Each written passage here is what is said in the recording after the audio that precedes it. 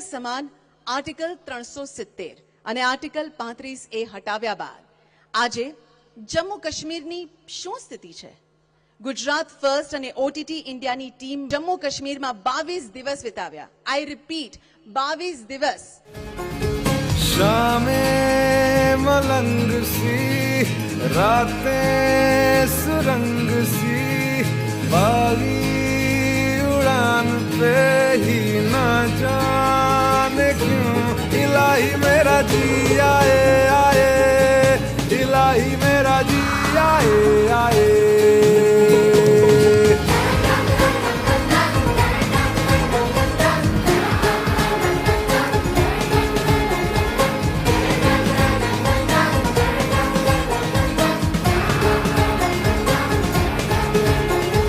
कल पे सवाल है जीना फिलहाल है खाना बदोशियों पे ही जाने क्यों इलाही मेरा जी आए आए इलाही मेरा जी आए आए.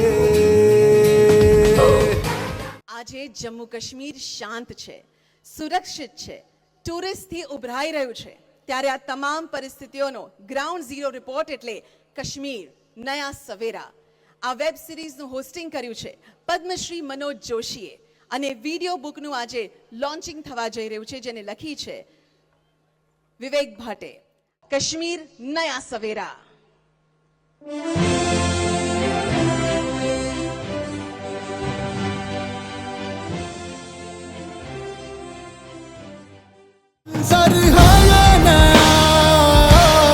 मंजर नया मंजर है ये नया कि उड़ रही है बेधड़क सी यादियां मंजर है ये नया मंजर नया.